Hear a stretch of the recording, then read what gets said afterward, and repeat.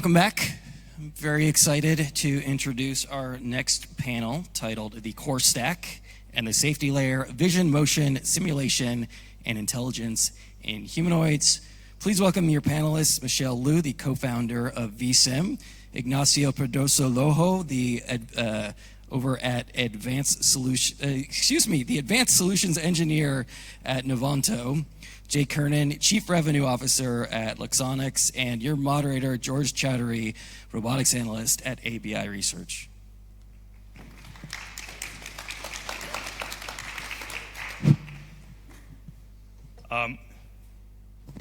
Yeah, do we have some slides? I know, I kind of assumed. Oh, if you have slides, I can get them. Well, it's awkward. Maybe we should just do the panel. Yeah. Okay. That's what we're here for. Yeah. Okay, so there'll be a bit longer for questions now. So the expectations that we have for humanoids is unprecedented in engineering. So in what way can the components, vision, drives, and learning be rethought to meet the expectations that we have for this market? Jim, I'd like to start. Yeah, thanks, and apologies everyone for my voice here. A little raspy, but I'll try to get through this. So yeah, we have thought about this in a number of different ways, and really, like what we're trying to do in general is bring all of the visual processing directly to the edge, and I think that that's something that like the entirety of the humanoid robot can be thought of, or like it can be placed on a robot in that fashion. So as an example, we do this thing called focus perception with our cameras that really allows us to take in a whole lot of data at the edge and take that information and process it and send tiny amounts of data back to the central compute system. So specifically, like if you think about your vision, you have this like peripheral vision that goes and identifies all the things in the world. Like I can see all the people out here in the crowd, but not focused on any individual person. Then you can take your foveal vision, just the focus part of it, and focus on an individual, and that's where you're giving all of your attention to. And so when we're processing like on our devices, which can be like up to 4 gigabytes per second of information, we can take that information, focus it on only the most important thing for that particular scenario, or like whatever the robot is being should be observing at that point in time.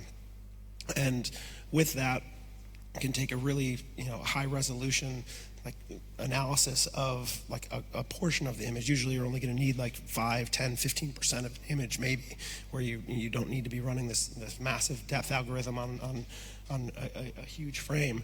But so we take this 4 gigabytes per second, drill that down to like bits per second that we're able to send back.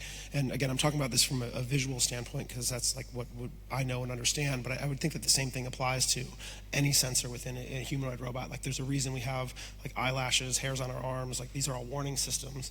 And so I think that the more compute that you can be putting out to the edge and to like smaller smart sensors throughout the overall experience, I think will just enhance the capabilities for the humanoid, which at its core has a lot of compute that needs to be happening at its central system, so like reduce the data that is required to be consumed at that point. Yeah, I think this is good. This makes a lot of sense, distributing the intelligence, essentially.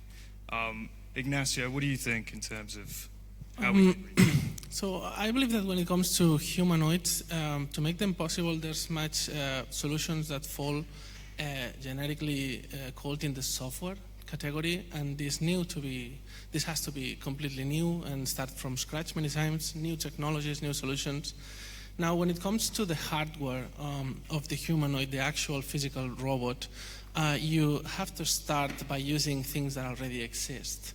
So I believe that what makes components different when it comes to humanoid is the fact that they look like the servos and the joints, the encoders, the components that we have been using for years, but they require the best version of it.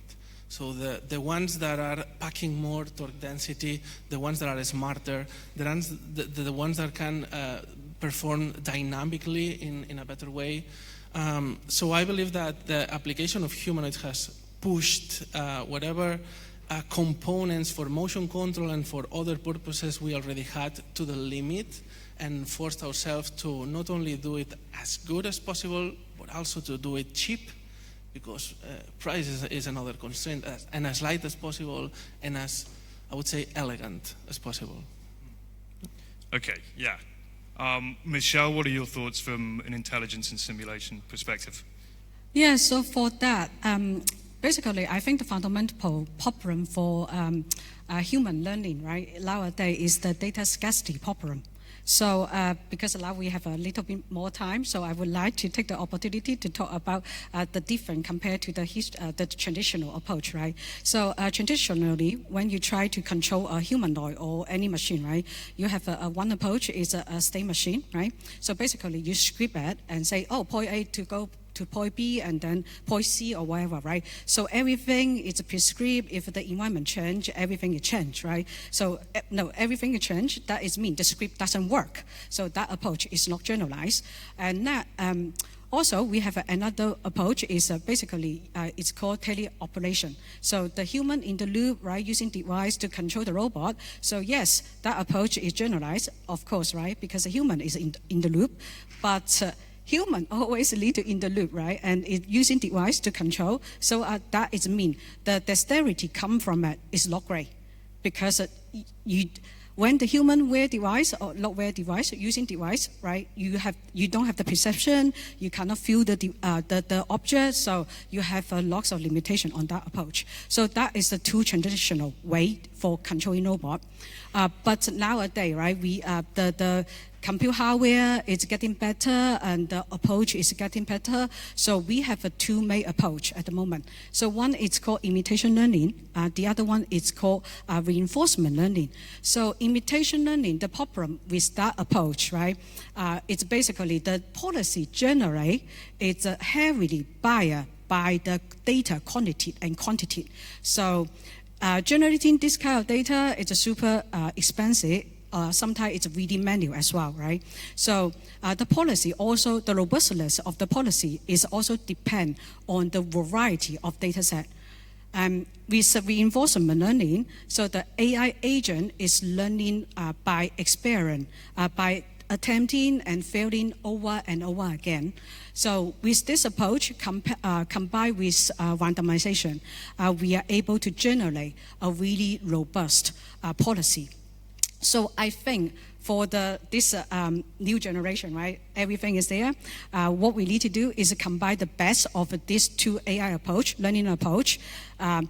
Field demonstration combined with simulation generate a lot of synthetic data to produce. Of course, combined with randomization as well, in order to produce a really robust policy, so we can deploy that to the robot. Yes. Okay.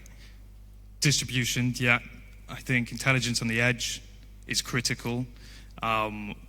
It's important for people to understand that the progress made with large language models does not directly translate to the real world. Speaking of, we expect humanoids to know how to behave and react safely and responsibly within sort of unstructured and dynamic environments. How do you think, starting with you again, Michelle, we can get humanoids to deal with the chaos of the real world? Yes, so just now I talk about the AI trading approach, right? However, realistic speaking, I don't think it's possible to have a trading regime will be able to cover every scenario a robot can encounter in the real life, right? So it's just not practical. Everything will change, right? Even though how many picture you do, it just doesn't work. So it's inevitable. The robot, right, need to basically adapt to an unstructured environment. So we need to make sure the robot have the capability to reason about its environment, so it can make good choice when it's in an uncertain situation. So I think this is super important, right? So because you think about in the real life, right, you cannot have an undo option, and if we need to minimize the harmful action the robot actually can take, right? So one way we can try to pre-render, I think, it's using simulation to validate the action, and using simulation to estimate the success possibility of that action. And also, really important, right, when you're talking about policy, we can use a simulation extremely fast to refine the portray policy to make the robot to adapt to unforeseen future. So I think this is really critical. That is mean, right? The simulation need to be in the loop, and it need to be run extremely fast than the real time. Okay. Yeah, there were a couple of things in there that you said that were pretty interesting. You said, the robot being able to like reason about its environment, which I think there's another layer to it. Like it's obviously very important, but even like to understand itself and what it's capable of doing, and is it like in tune? Is it calibrated to the way that it should be? So having that self-awareness is something that's going to be required. Like that's something we're very focused on with vision, of just like understanding, like is the camera, is the vision in sync with what it's expecting it to be. So we can look at the depth matching between the two stereo cameras we have, and basically give some kind of percentage or an evaluation of whether or not we think that camera is in sync, and then like automatically recalibrate it on the fly. And I think there are probably a number of other components within a robot that will require that, just to again be aware of itself within the environment, so that when it is reasoning, it knows what it's doing. Another one that your overall concept about simulation, we try to pull that same stuff into the evaluation of, again, it's itself and its awareness of a surrounding. So when I'm describing like continuous learning from a visual perspective with a lot of our customers, like one of the people don't necessarily grasp what that actually means from a visual perspective, but I often give this analogy where if you took somebody from like 1940 and you took your phone out of your pocket and said, hey, what is this? Like they would have no idea what it is. Like they literally would not be able to describe it. They don't have the word for it, but every single person in this room, every single person on the planet knows what that is, because like they've had that experience with the world. They've had some type of reinforcement learning, and somebody said, yeah, that's a phone. I know what that is. And so I think it's important for you to like take the real world data as they're experiencing it, like outside of the simulation. Like I fully agree that training part is important, but like when you come to these edge cases, corner cases that happen in real world environments, take that data from the real world, pull that back into your model, use a VLM to be able to categorize that information, and then re-upload, like here's a new model for you, this is how you handle this specific scenario, because there will be things that like we just haven't thought of in simulation. Like the world is just as infinite as simulation is. Yeah, and it's sort of interesting that this idea of learning and sort of notions of sort of federated learning almost, where you have a central model with classification and everything feeds from this, but the market is so fragmented, of course, that we'll see. Maybe NVIDIA or somebody will push forward or something. Ignacio, do you have any thoughts on managing the chaos of the real world? So when it comes to face a chaotic world, I guess that intelligence and perception are paramount. So little that I can add to that, except that you also need a capable body to face this chaotic world.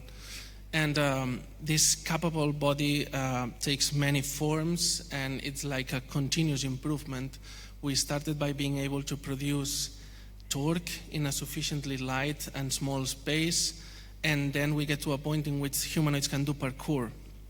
Then we get to the point in which we need to be able to withstand falling constantly, because humanoids are going to keep falling. They fall and they are going to keep falling and colliding. They need robustness. So at the same time, they only need to be powerful, but they need to be robust. Now, if you want to fit this power, you suddenly require bigger batteries, because the battery technology has its limits, and then we have more weight on top of it, which goes against our stamina, the endurance of the robot. Then suddenly, to optimize this battery, you need to be extremely efficient. So this is what I mean with extremely capable bodies to face this challenge. I think, and this leads to the problem of safety. So humanoids fundamentally can't be e-stopped, right? You create a bigger hazard by e-stopping these things than you would letting it carry on. This is a huge obstacle. Do you have any further thoughts, Ignacio, on how we can either address the issue of e-stopping or prevent them in the first place? Yes.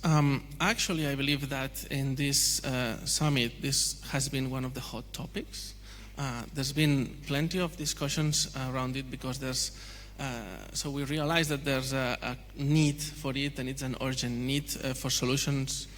And the solutions presented here, I am amazed by them. Those are fantastic, although I see a pattern that goes towards solving this problem from the system level, which is completely okay. And it's completely what robotics should be doing. Now, I believe that the next step is going to be, I can phrase it like that. So we already designed a set of functionalities that allow our robot to make specific movements that are going to reduce the hazard in that precise moment in which we need to activate those functions.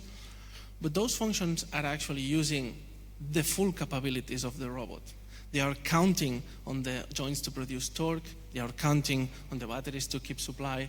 They are counting on the communications to keep synchronizing the whole robot. So next step is what happens when something's failing, because a cable is going to be ripped, an MCU is going to explode, a feedback is going to get lost. So in front of failure, we need an emergency reaction that counts on the capabilities or the functionalities of the robot to be incomplete. And this is where I've been seeing lesser proposals, less focus put on that, but it's precisely where my company Novanta is putting the focus. So we believe we should also solve the functional safety problem from the component level, from the local smaller part, by providing tailored functionalities and solutions that are intended to cover almost any failure scenario that you can think of. So if you lose supply, there's a way to generate torque. If you lose communication, there's a way to work autonomously, at least for the few seconds that the functionalities invented or developed by this robotics is required to actually put the robot in a state that is non-dangerous. It could be crouching to the ground to diminish the potential energy. It could be falling in a controlled manner, or it could be none of those, like if the failure is happening in an elbow, for instance, maybe what we should do is just to stand. So there's plenty of possible options, and I believe we are going to see plenty of different strategies in the upcoming months and years. So to that, what we want is to be able to provide the more flexible building block to enable those strategies. I think those kind of fundamental redundancies are incredibly important with solutions as complex as humanoids as well. Michelle, from your perspective, what do you think for safety? Yeah, I think you already mentioned it, right? Before basically, I think we should consider two sides, right? One is the prevention, right? So before the robot go into the bad state, do we have a way to stop that bad state happen, right? So I think that is really important. Second, of course, right? When the robot already into the bad state, how do we recover from it? So for the control perspective, for the first stage, right, how do we prevent the robot go into such a disaster? So again, right, we need to really make sure the robot can reason about its environment, right? So one way to do it is we can take the camera feed, right? And then we can take the 2D image and we construct the 3D environment in the edge itself. So as long as the simulation can run fast enough, right? If the chip is powerful enough. So actually, nowadays, NVIDIA Nano Jetson is not bad. So we actually have enough compute power in there. So if we had this compute power, we can use a simulation, right? Take the 2D image, recreate the 3D environment, right? And then we can run extremely high frequency on the onboard chip itself. So we can do collision detection, we can do a model PT control, and then we can also refine the policy on the edge itself, right? If we can do that, that is also mean, right? The robot, we have if the robot go in you can predict, right? Predict whether the robot is actually go into a bad state in what time. If you can actually simulate high frequency enough, we can stop it. So just stop the option in there. If it's the estimation, it's let's say the hand punched the door or something, right? You got to stop this. So this is one way to prevent it. Take the camera feed, create 3D environment, do probability, right? Make sure the action is safe for prevention. Super important. So second one, right, clearly, hardware failure. So we cannot really prevent anything, right?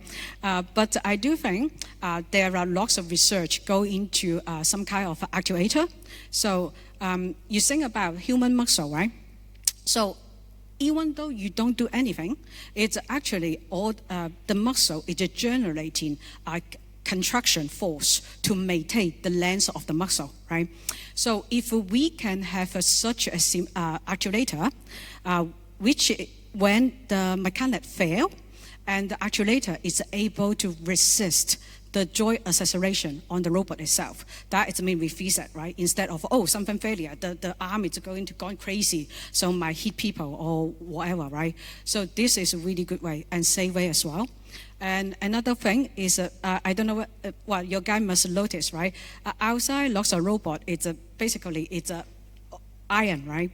So if we can somehow change the material, the robot is built on soft material instead, right? So any hazard happen and any collision happen if the material is soft enough, so the damage can be limited. So yes. No, I think that makes a lot of sense, and that's sort of what 1X's approach is, for example. Yeah, the cutlery one, Yeah. yes. There are so few of these companies that are targeting sort of social interactions in care, and a lot of that is because of the complexity and obviously the liability issues. So it's sort of ironic that manufacturing and logistics offer the kind of structured environments that allow this technology to perform repeatably and well. But, perhaps ultimately those won't be the killer apps, and collaborative robots or something else will be competing for those territories. Jim, sorry, do you have a point? Yeah, I mean, honestly, I don't know that there's too much that I can add that these two haven't already covered. I did find Ignacio's point pretty interesting, talking about like the individual components and having those like be able to respond and react. Again, I think it's comparable to the way that humans interact with the world. And we've designed these things to look like humans, and like there's a certain interest that we have because it mimics us, and so like naturally, if they're going to be behaving like us, we're going to need them to respond in the same way that we respond. So from like a vision perspective, like we don't have control over like how the rest of the body works, but more just like the situational awareness, right? Like if something like flies into your eye, like what do? You immediately stop, right? So you can have these lightweight triggers like getting sent from any of the sensors, right? Like if you bump into something, like you're going to recoil. I think that you need those types of behaviors just built into the overall system. And then I guess like the interesting point that I've heard from a number of different talks about all of this stuff is just us being patient with introducing humanoid robots into the world where they can be in these scenarios. Like we probably want to err on the side of caution of waiting until like we're more than confident, not just like, hey, it feels like it might be something that can be done, because like the moment that something bad happens in an environment that it shouldn't be happening in, and like if you introduce robots into the home and God forbid there's like a baby or a pet or something, like a person around, like when this event happens, right? Like that can set back the industry like years because of overregulation. So the only thing I would say is just be patient with it, because the technology will come. We shouldn't just force it. Yeah, I also think the drivers behind this humanoid revolution or not are here to stay. So an aging population, skills shortage, labor shortage, these things aren't going to go away. And then there's obviously the geopolitical factors where humanoids are almost the ultimate form of artificial intelligence, right? And this is, it's a power struggle, almost an arms race, and this technology will continue to be developed. And these are some of the major considerations that we need to have in terms of rethinking the design compared to industrial robots or AMRs or everything that's come before. I think it's a very exciting time. Yeah. Okay, thank you guys. I think we'll go to a Q&A. Yeah, we got time for one or two. Raise your hand if you have a question. If we can get a microphone up here.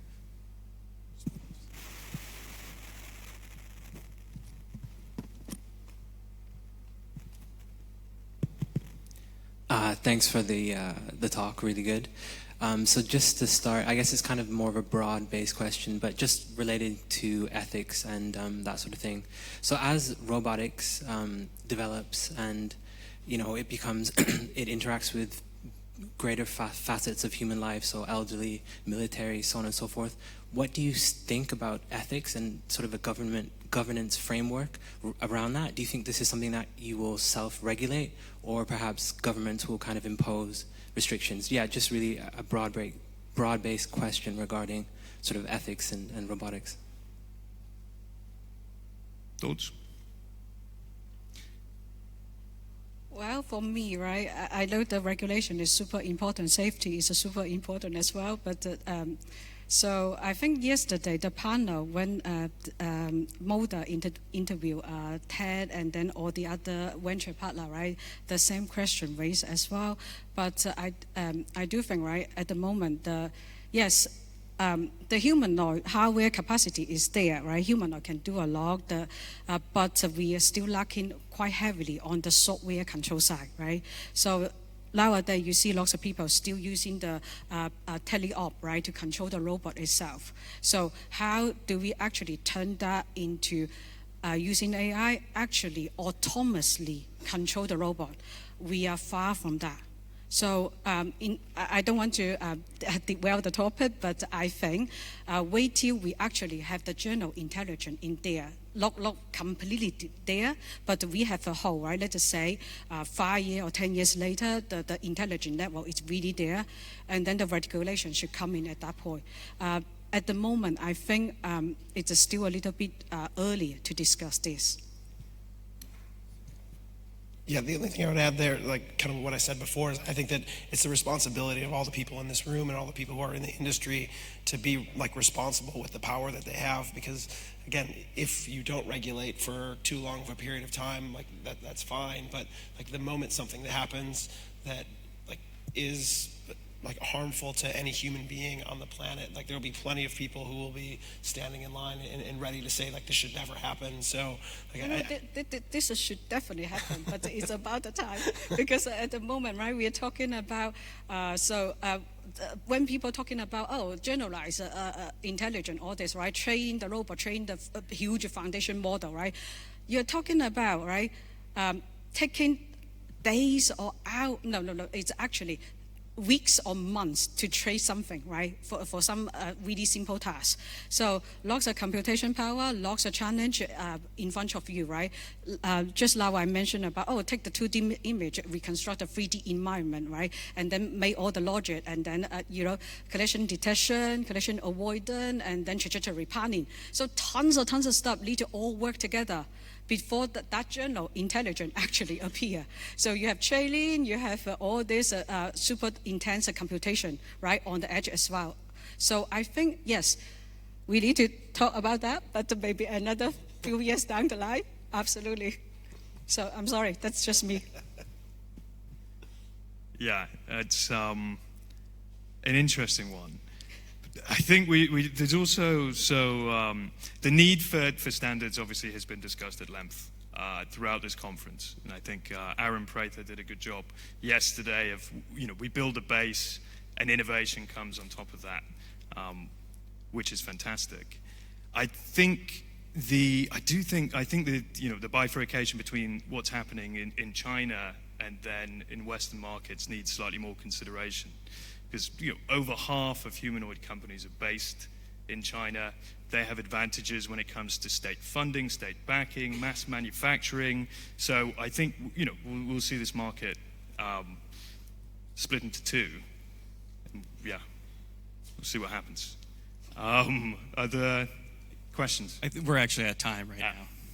So thank you, George, Jim, Ignacio, Michelle. Thank you so much.